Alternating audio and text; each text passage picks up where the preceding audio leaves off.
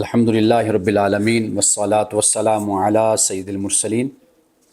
وعلی آلہ واصحابہ اجمعین اما بعد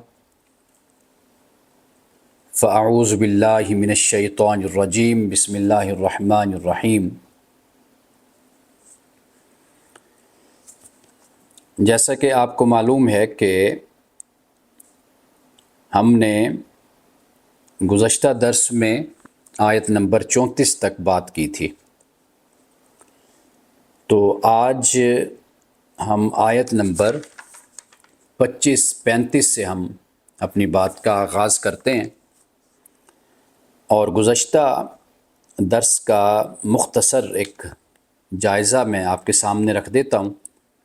وہ یہ ہے کہ جب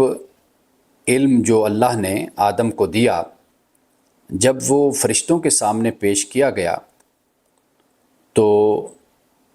اس کے بعد اللہ سبحانہ و تعالیٰ نے یہ فرمایا کہ میں نے تمہیں کہا نہیں تھا کہ میں آسمانوں اور زمین کا غیب جانتا ہوں، اور جو تم ظاہر کرتے ہو اور جو تم چھپاتے ہو میں وہ بھی جانتا ہوں۔ اور پھر اللہ تعالیٰ نے ملائکہ سے کہا کہ سجدہ کرو آدم کو، تو سب نے سجدہ کیا مگر ابلیس نے سجدہ نہ کیا۔ اب یہاں پر لوگ یہ بھی سوال کرتے ہیں کہ جی ابلیس وہ کون تھا اور اس کا سٹیٹس کیا تھا کہ جس کی بنیاد پر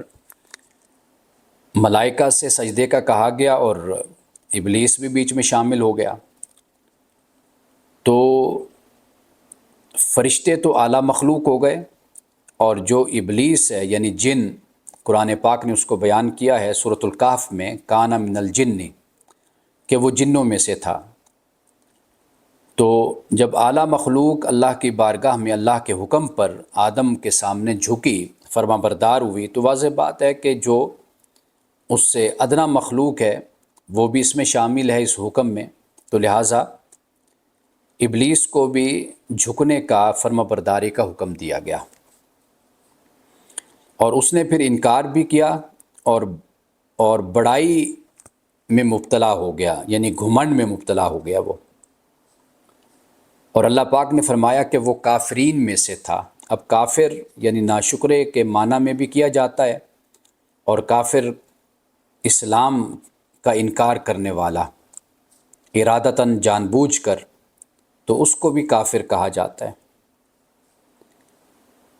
اب اس کے بعد اللہ پاک فرماتا ہے کہ وَقُلْنَا، ہم نے کہا، اور ہم نے کہا یا آدم، اے آدم،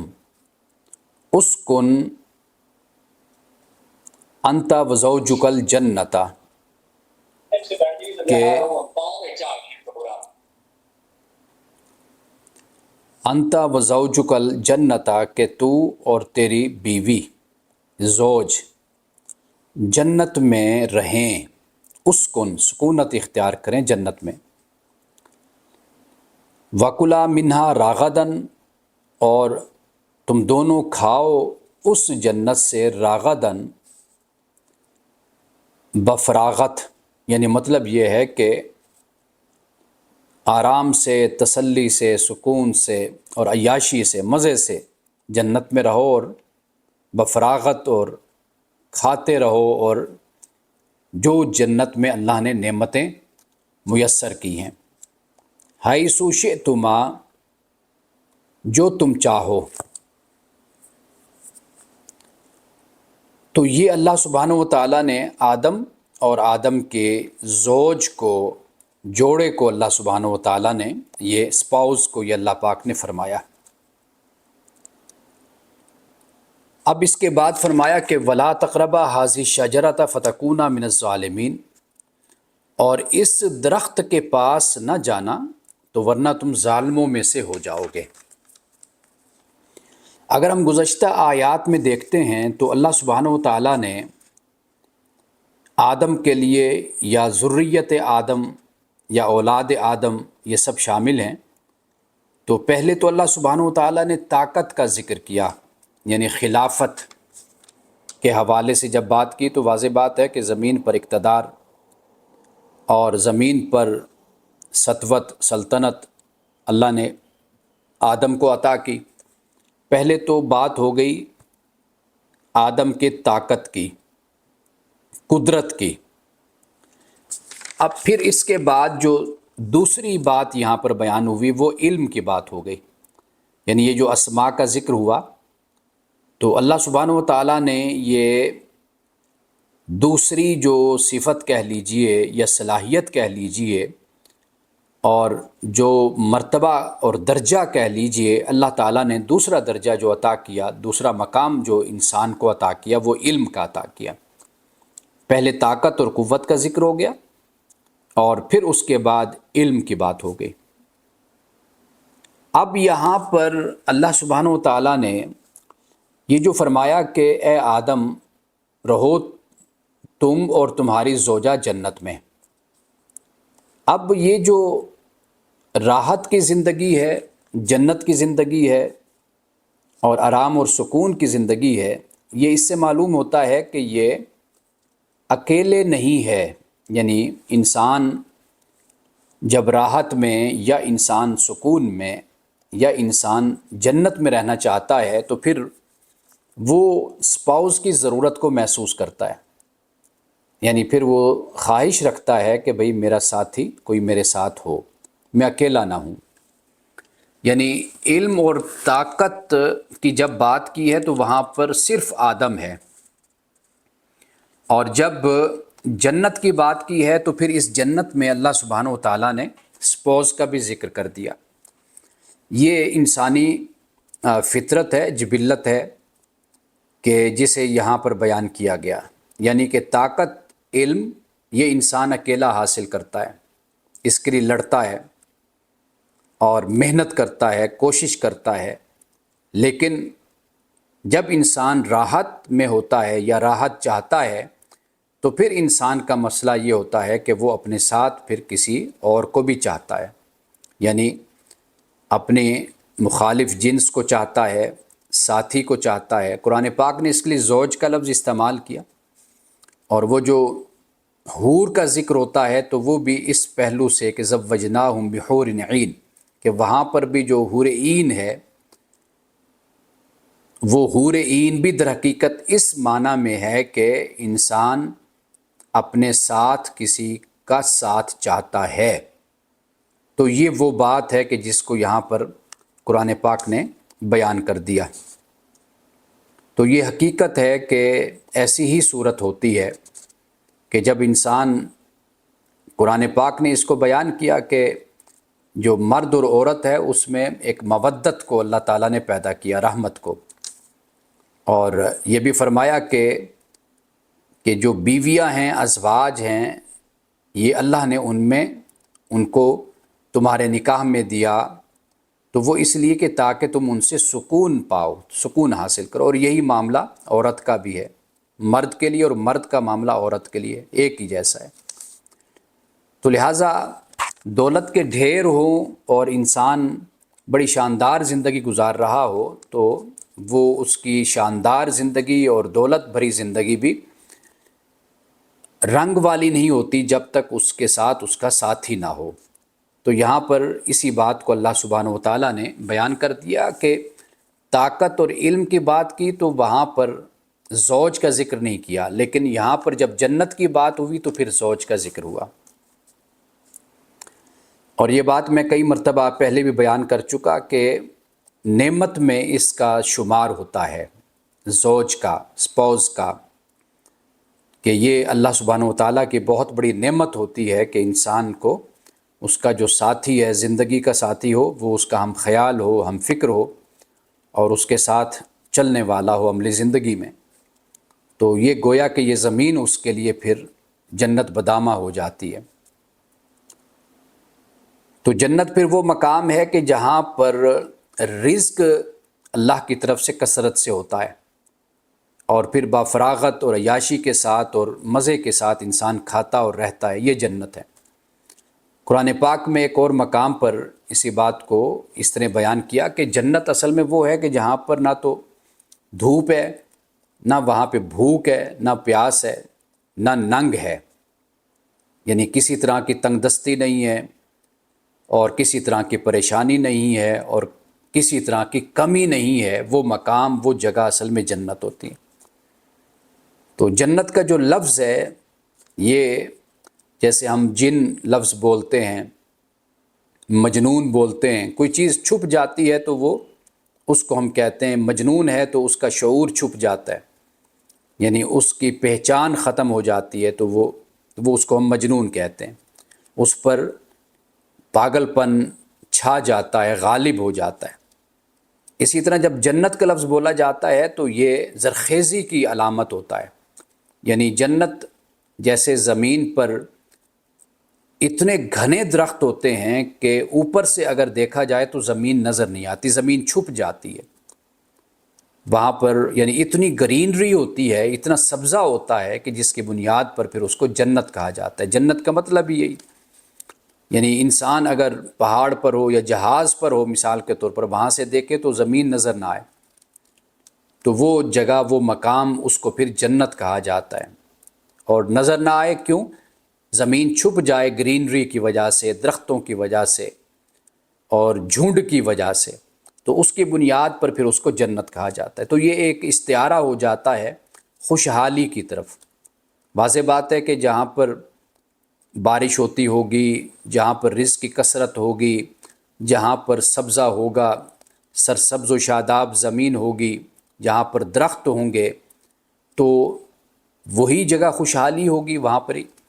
تو اس لیے جنت کو جنت اس معنی میں بیان کیا گیا، اور امام راغب اصفہانی کو جب ہم مفردات میں دیکھتے ہیں تو وہ اسی طرح جنت کی وضاحت کرتی ہے۔ تو ایک لفظی بحث ہو جاتی ہے، لیکن جنت حقیقت میں وہ مقام ہے، وہ جگہ ہے کہ جہاں پر اللہ سبحانہ و تعالیٰ اپنے نیک بندوں کو تاابد پھر وہاں پر رکھے گا، یعنی پھر اس کا اختتام نہیں ہوگا۔ تو وہ بھی جنت ہے کہ جس کا وعدہ اللہ نے اپنے نیک بندوں سے کیا ہے، اپنے ایمان والوں سے۔ تو یہاں پر یہ جو جنت ہے یہ اللہ سبحانہ و تعالیٰ کا ایک پلان ہے، ایک منصوبہ ہے، ایک طریقہ ہے، ایک حکمت ہے کہ آدم کو سب سے پہلے تو جنت میں رکھا گیا، اور اس میں ہمارے لیے جو تعلیم ہے وہ یہی ہے کہ انسان اگر سکون اور اطمینان کی زندگی چاہتا ہے تو پھر وہ ایک ضابطے کی زندگی گزارے، جسے ہم کہتے ہیں کہ نظم و ضبط کی زندگی، نظم کی زندگی، تو پھر تو وہ سکون میں رہتا ہے۔ ورنہ پھر واضح بات ہے کہ جب وہ فسق و فجور کی طرف جائے، نافرمانی کی طرف جائے، اور اپنے لیے کسی قانون کو اہمیت نہ دے کہ وہ اس پر عمل کرے، تو پھر صورتحال یہ ہوتی ہے کہ پھر وہ اپنی ذات میں بھی بے سکون اور غیر مطمئن ہوتا ہے، اور اپنا معاشرہ جو قائم کرتا ہے اس معاشرے میں بھی یہی صورتحال ہوتی ہے۔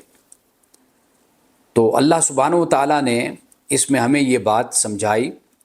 کہ اللہ نے کہا کہ یہ جنت ہے، اس میں تم رہو، کھاؤ پیو، مزے سے اپنا وقت گزارو، لیکن ولا تقربا حاذی الشجرۃ، اس درخت کے قریب نہیں جانا۔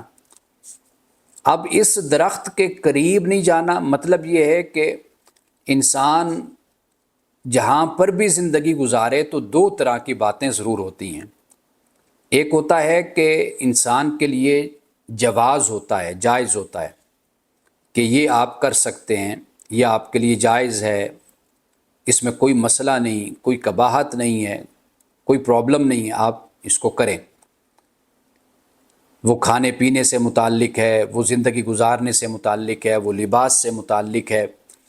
انسان کی حرکات تو سکنات ہیں، اس پر کوئی بھی پابندی نہیں ہے۔ لیکن ہر جگہ پر انسانی معاشروں میں کچھ قوانین، کچھ اصول، کچھ کام، کچھ ضابطے ایسے ہوتے ہیں کہ جہاں پر نہیں کے معنی میں ہوتا ہے کہ آپ نے یہ نہیں کرنا، یہ آپ کر سکتے ہیں اور یہ آپ کریں، اور یہ آپ نہیں کر سکتے۔ یہ ہر جگہ پر ہوتا ہے دنیا کے، آپ کسی بھی معاشرے میں چلے جائیں کہ جو آزادی کی بھی بات کرتے ہیں، فریڈم کی بات کرتے ہیں، تو وہاں پر جو فریڈم ہے وہ اس معنی میں نہیں ہے کہ انسان بالکل ہی جو چاہے وہ کرتا پھرے، نہیں، بلکہ وہاں پر بھی جرمانے بھی ہوتے ہیں، قید بھی ہوتی ہے، سزا بھی ہوتی ہے، سب کچھ ہے وہاں پر، پنشمنٹ ہے۔ کیوں؟ اس لیے کہ معاشرے اس طرح چلتے ہی نہیں ہیں۔ ایک طرف اگر آپ کو بفراغت کھانے کی، پھرنے کی اور زندگی گزارنے کی آپ کو اجازت ہے، تو یہ زندگی آپ کی اس طریقے سے نہیں آپ کو حاصل ہوتی کہ پھر آپ پر کوئی قانون نہ ہو، یہ زندگی آپ کو تبھی حاصل ہوگی کہ جب آپ اپنے آپ کو کچھ قوانین کا پابند کر لیں گے اور اس کے مطابق آپ زندگی گزاریں گے، اور باقی پھر آپ جو زندگی گزارنا چاہتے ہیں اس پر پھر آپ امن اور سکون کے ساتھ اپنے معاملات لے کر چلتے ہیں۔ ایسا کبھی نہیں ہو سکتا کہ آپ یہ چاہیں کہ امن بھی ہو اور آزادی بمعنی آوارگی ہو، یہ کبھی نہیں ہو سکتا۔ یہ دونوں چیزیں متضاد ہیں۔ اگر انسان اپنی سوسائٹی میں، معاشرے میں امن چاہتا ہے تو پھر اس کو قوانین کا پابند ہونا پڑے گا، اور جو الہامی مذہب ہے، جیسے اللہ کا آخری دین اسلام ہے، تو وہ ہمیں کچھ قوانین ہمیں دیتا ہے، احکام دیتا ہے کہ آپ نے ان کی پیروی کرنی ہے، اور کچھ کے منع کرتا ہے کہ یہ آپ نے نہیں کرنا۔ دونوں چیزیں ہوتی ہیں۔ انسان اتنا لمبا سفر کر کے یہاں تک پہنچا ہے، اور جن معاشروں نے الہامی مذاہب کو اختیار نہیں کیا یا وہ الہامی مذہب کو نہیں مانتے، وہ بھی اپنے ہاں قوانین کو رکھتے ہیں۔ اس کے بغیر گزارا ہی نہیں ہوتا۔ یہی انسان پھر اگر اس کو سزا کا ڈر نہ ہو تو پھر یہ تو جانور بن جاتا ہے۔ تو یہ سزا کا ڈر، جرمانے کا ڈر، یہ ساری جو باتیں آپ دیکھ لیجئے کہ وہ معاشرے، وہ جگہیں جہاں پر کچھ وقت کے لیے اگر کوئی ایسی صورت بن جائے کہ لا لیسنس ہو، تو آپ دیکھیے کہ وہاں پر لوگ تو پھر سٹور، مال اور مکان، گھر کسی کا بھی نہیں چھوڑتے۔ کوئی حکمران کا گھر ہو یا کسی غریب کا گھر ہو یا کسی امیر کا گھر ہو، کسی سیاستدان کا ہو یا وہ سیاستدان نہ ہو، کچھ بھی ہو، آپ دیکھ لیجئے لوگ پھر لوٹتے ہیں۔ تو یہ معاملہ تب بگڑتا ہے کہ جب لا لیسنس ہوتی ہے، قانون کا نفاذ نہیں ہوتا۔ تو اس لیے یہ ذہن میں رکھ لیجئے کہ امن کی ضمانت تب دی جا سکتی جب قوانین پر پابندی کا عہد کیا جاتا ہے۔ جس ملک میں، جس ریاست میں، جس شہر میں جتنے اچھے لوگ ہوتے ہیں وہاں پر اتنا زیادہ امن ہوتا ہے۔ جتنے زیادہ لوگ قانون کی پابندی کرنے والے ہوتے ہیں وہاں پر اتنا امن ہوتا ہے۔ تو اس لیے اللہ سبحانہ و تعالیٰ نے جب یہ فرما دیا حضرت آدم کو اور ان کی زوج کو، اماں حوا کو، کہ آپ یہاں پہ رہیے اور کھائیے پیئے، مزے سے زندگی گزاریے، لیکن یہ بات یاد رکھ لیجئے کہ اس کے قریب نہیں جانا، اس درخت کے قریب۔ اب یہ جو درخت کا لفظ ہے، کچھ لوگوں نے لٹرلی اس کو درختی لیا، اور انہوں نے پھر گیہوں کا درخت، کوئی گندم کا درخت، پتہ نہیں کیا کیا ہمارے مفسرین کرام نے یہ لکھ دیا۔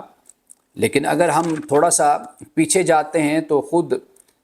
یہاں پر ہمیں بات معلوم ہوتی ہے کہ جو ابلیس نے جو کام کیا تھا، اس نے دو کام کیے، ایک تو انکار کر دیا اور دوسرا اس نے گھمنڈ کو اختیار کیا۔ یہ دو چیزیں قرآن پاک نے یہاں پر بیان کی ہیں۔ تو اللہ تعالیٰ نے جب آدم کو جنت میں بھیجا تو اللہ نے آدم کو اسی چیز سے روکا کہ جس سے ابلیس اللہ کی بارگاہ سے نکال دیا گیا۔ تو اللہ تعالیٰ نے اسی چیز سے آدم کو روکا۔ وہ کیا ہے؟ وہ ہے ابا واستکبرا، استکبار ہے، اور انکار اور استکبار۔ یعنی میں نے آپ کو بتایا تھا کہ استکبار کیا ہوتا ہے، یعنی انسان جس مقام اور مرتبے کا نہیں ہے، جس حیثیت کا نہیں ہے، اس حیثیت اور اس مقام کا، یعنی بڑائی کا دعویٰ کرنا اور اپنے آپ کو بڑا خیال کرنا، تو یہ استکبار ہو جاتا ہے۔ تکبر صرف خدا کی ذات کو سجتا ہے بس، اور کسی کو نہیں۔ وہی متکبر ہے، کیوں؟ اس لیے کہ اس کو زوال نہیں ہے، اس کو فنا نہیں ہے، وہ ہمیشہ سے تھا، ہے، وہ رہے گا۔ تو ایسی ذات کو تکبر، کبر سجتا ہے، بڑائی سجتی ہے۔ تو مجھے اور آپ کو، ہم جیسے انسانوں کو یہ نہیں سجتا۔ تو لہٰذا اللہ سبحانہ و تعالیٰ نے جب ابلیس نے یہ حرکت کی تو آدم سے کہا کہ بھئی آپ نے یہ نہیں کرنا، اس درخت کے قریب نہیں جانا۔ اب وہ درخت کیا ہے؟ وہ یہی قرآن پاک نے اس کو پہلے بیان کر دیا کہ انکار اور استکبار، یعنی ضد، تعصب، بغض، کینہ، حسد، کہ جو ابلیس نے پال لیا تھا آدم کے لیے، اس سے اپنے آپ کو تم نے پاک اور صاف رکھنا ہے۔ اور پھر اس کے بعد فرمایا کہ فَتَكُونَ مِنَ الظَّالِمِينَ، ورنہ پھر ہوگا کیا؟ تم ظالموں میں تمہارا شمار ہوگا۔ اب یہ جو ظالم ہے، یہ عربی زبان میں قرآن مجید کو ہم پڑھتے ہیں تو ہمیں 3 معنی میں اس کا پتہ چلتا ہے۔ ایک تو ظلم اللہ سبحانہ و تعالیٰ کے حقوق میں انسان کا کمی کرنا اور ان کو ادا نہ کرنا، یعنی جیسے توحید ہے کہ اللہ کو ایک مانا جائے، اس کے وحدانیت پر ایمان رکھا جائے، تو اس میں انسان انکار کرتا ہے، نہیں مانتا، یا وہ پھر خدا جیسے اور خدا بنا لاتا ہے، خدا کے اختیارات بانٹ دیتا ہے، شرک کرتا ہے، تو یہ بھی ظلم ہے۔ قرآن پاک میں اکثر مقامات پر جو ظالم یا ظلم کا لفظ استعمال ہوا وہ اس معنی میں، ان شرک الظلم عظیم،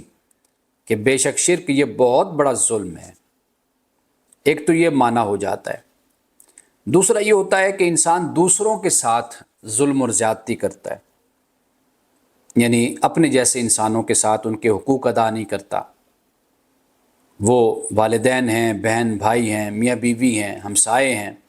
جہاں پر بھی حقوق میں کٹوتی انسان کرے گا تو لہٰذا وہ یہ ظلم کہلائے گا۔ اور تیسرا مطلب یہ ہوتا ہے کہ انسان اپنے ساتھ بھی زیادتی کرتا ہے۔ قرآن پاک نے اس کو بھی بیان کیا کہ، اور قرآن یہ کہتا ہے کہ بھئی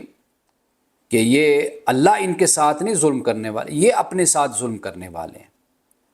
اپنی کارستانیوں سے، اپنی حرکتوں کی وجہ سے یہ لوگ اپنے اوپر ظلم کرتے ہیں۔ اللہ سبحانہ و تعالیٰ ظالم نہیں ہے، وما انا بظلام للعبید، اللہ پاک فرماتا ہے کہ میں بندوں پر ظلم کرنے والا نہیں ہوں۔ تو لہٰذا یہ 3 معنی ہیں، اور شریعت میں ان 3 معنی کی بہت زیادہ اہمیت ہے، یاد رکھیے۔ یعنی ایک تو اللہ سبحانہ و تعالیٰ کے حقوق میں کمی بیشی نہیں کرنی، یہ زیادتی نہیں کرنی، یہ تو بہت ہی بڑا گناہ ہے، یہ بہت بڑا ظلم ہے، سب سے بڑا ظلم ہے یہی کہ انسان اپنے خالق، اپنے مالک اور اپنے رازق کے بارے میں انسان اگر احسان فراموش بن جاتا ہے تو یہ سب سے بڑا ظلم ہو جاتا ہے۔ اور دوسرا، لوگوں کے ساتھ اس کی اہمیت اس طرح زیادہ ہے کہ اللہ سبحانہ و تعالیٰ کل قیامت کے دن ممکن ہے اپنے کسی حق کو معاف کر دے۔ بندے نے نماز نہیں پڑھی تو اللہ کہے کہ میں اپنی جناب سے معافی دیتا ہوں، لیکن جو بندے کا حق ہے وہ کسی صورت بھی معاف نہیں ہوتا اس وقت تک جب تک وہ بندہ معاف نہ کر دے۔ انسان حج کرے، عمرہ کرے، سب کچھ کرے، لیکن جو بندے کا حق ہے وہ بندے کے ہی معاف کرنے سے معاف ہوتا ہے۔ رسول اللہ صلی اللہ علیہ وسلم نے بہت سے مقامات پر اس بات کو بیان فرمایا ہے۔ ممکن ہے آج مجھے جہاں تک یاد پڑتا ہے کہ ایک حدیث اس سے متعلق ہے جو ہم نے الادب المفرد میں پڑھنا ہے، تو اس میں ایک حدیث اس سے متعلق ہے کہ دنیا کا مفلس اور آخرت کا مفلس۔ دنیا کا مفلس جس کے پاس مال اور دولت نہیں، آخرت کا مفلس کہ جس نے کسی کی غیبت کی ہوگی، کسی کا مال ہتھیایا ہوگا، کسی کو نقصان پہنچایا ہوگا،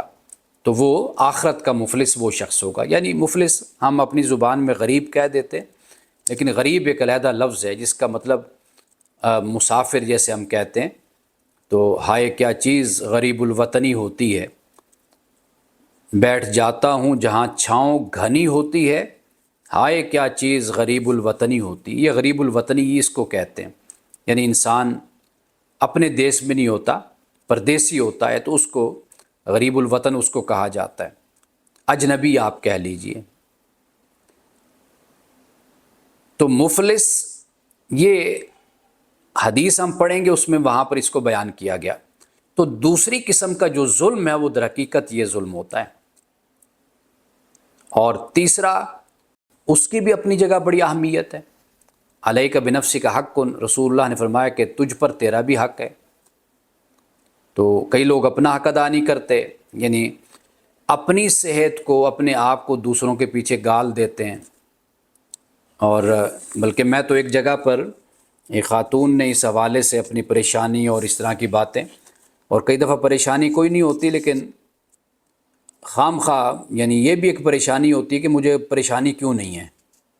کچھ لوگوں کا یہ بھی مسئلہ ہوتا ہے کہ مسئلہ کیوں نہیں ہے۔ تو وہ خاتون مجھے جب شاگرد ہیں، اسٹوڈنٹ ہیں، میری پڑھتی ہیں، تو وہ پریشانی کی باتیں تو میں نے ان سے کہا کہ دیکھیے اللہ سبحانہ و تعالیٰ کل قیامت کے دن اس کے بارے میں بھی پوچھے گا، یعنی آپ کو اس پر سوچنا چاہیے کہ اللہ آپ سے یہ پوچھے کہ بھئی آپ کو صحت دی تھی تو اس لیے دی تھی کہ آپ اور پریشانیاں خام خواہ کے اپنے آپ کو لگا لیں، آپ کو دولت دی تھی، سہولت دی تھی، اس لیے دی تھی کہ آپ خام خواہ نون ایشوز کو ایشو بنا کر اپنے آپ کو تباہ کریں، آپ کو بفراغت وقت دیا تھا تو اس لیے دیا تھا کہ آپ اپنا وقت جو ہے وہ اس طریقے سے خام خواہ کی پریشانیوں میں اپنے آپ کو الجھا کر ضائع کریں۔ تو میں نے کہا یہ تو الٹا آپ سے سوال ہوگا، آپ ذرا اس پر غور کیجئے کہ آپ اللہ نے آپ کو وقت دیا، دولت دی، صحت دی، سب کچھ اللہ نے آپ کو دیا، اب آپ کیا کریں کہ آپ خام خواہ اپنے آپ کو مسائل اور مشکلات، خام خواہ کی پریشانیاں اپنے آپ کو لگا کے بیٹھ جائیں۔ تو یہ جو انداز زندگی ہے یہ تو ناشکری کا انداز ہے۔ اللہ تعالیٰ نے مسلمان کو خاص طور پر، جب قرآن مجید کے ایک طالب علم ہونے کی حیثیت سے میں یہ بات کہہ رہا ہوں، انسان کو کسی نہ کسی درجے پہ اللہ نے ذمہ دار بنایا ہے، رسپانسیبل بنایا ہے، یعنی وہ یہ ذمہ داری بن جاتی ہے کہ مجھے اللہ تعالیٰ نے صحت دی ہے تو میں کسی نہ کسی درجے پہ ذمہ دار ہوں کہ میں لوگوں کی مدد کروں، تعاون کروں اپنی جسمانی حوالے سے۔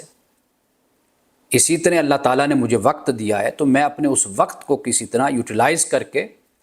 انسانیت کے لیے، اسلام کے لیے کام کر سکتا ہوں۔ اسی طرح اللہ سبحانہ و تعالیٰ نے مجھے دولت دی ہے